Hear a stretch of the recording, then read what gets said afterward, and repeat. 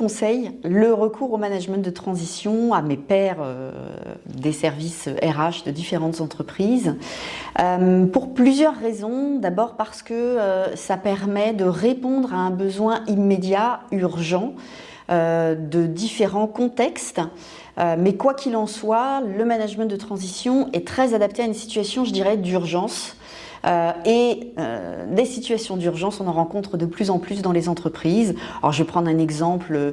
Le premier exemple qui me vient à l'esprit, c'est suite à un départ un peu subi d'un salarié et auquel cas on n'a pas le temps de rentrer dans un processus habituel qui est long, qui prend en général 2 à 3 mois pour identifier des candidats, plus éventuellement les durées de préavis, et on se retrouve facilement avec un poste qui est libre pendant plusieurs mois, et c'est pas ce que souhaite l'entreprise, c'est des postes à fort enjeu, et donc on va recourir au management de transition pour avoir quelqu'un qui va pouvoir être opérationnel très rapidement.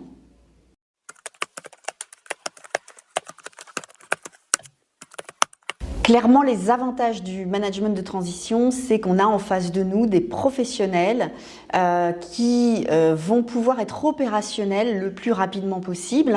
Parfois, on prend des profils qui sont un petit peu plus capés que le niveau de compétence qu'on requiert pour le poste. Mais justement, ça permet d'avoir quelqu'un qui va très très vite, au bout de quelques jours, rentrer dans l'opérationnel et rendre les livrables attendus. Concernant les inconvénients ou les désavantages du recours au management de transition, clairement j'en vois un, je ne vais pas être très original sans doute, c'est le coût. Bien sûr, ce service a un coût. Ce recours à des compétences d'un certain niveau dans un délai record, eh bien ça a un coût. Donc effectivement, c'est là où je vois les limites dans certains contextes, dans certaines situations, de recourir, on va dire, massivement au management de transition.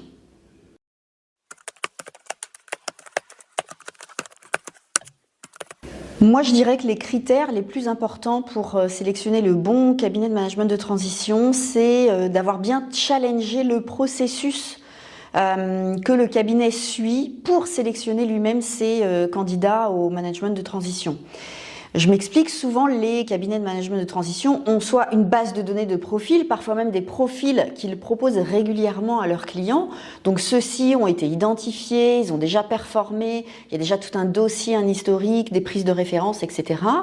Donc là, je dirais que c'est assez facile et confortable, à la fois pour le cabinet, à la fois pour le client.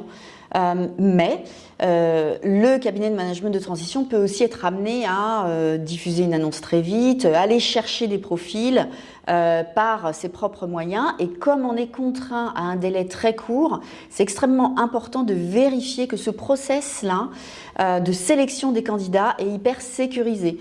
Donc après, ça reste un process de recrutement assez classique, mais disons que là, il faut être exigeant avec ce que le cabinet de management de transition met en œuvre pour bien s'assurer qu'on est tout de même, malgré le très court temps qu'on a pour identifier les compétences, le savoir-être du candidat, qu'on ait un peu sécurisé tout ça. Donc moi, je suis exigeante sur la manière dont est suivi ce processus par le cabinet de management de transition. Ça, c'est un premier point.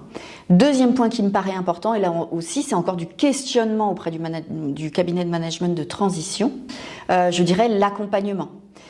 Parce que parfois, il peut y avoir des petits frottements, des difficultés une fois que le manager de transition intègre l'entreprise. Et c'est extrêmement important d'avoir un cabinet qui est présent, qui suit et le candidat et l'employeur pour s'assurer que ces petits frottements se corrigent au fur et à mesure de la mission. Ça m'est arrivé souvent quand on a un cabinet qui est présent, qui assure des bilans à la fois avec le candidat, à la fois avec le client et éventuellement en tripartite, eh bien ça permet véritablement de poursuivre la mission dans de bonnes conditions. Donc cet accompagnement post-intégration, il est aussi extrêmement important et c'est ce qu'on attend d'un cabinet de management de transition.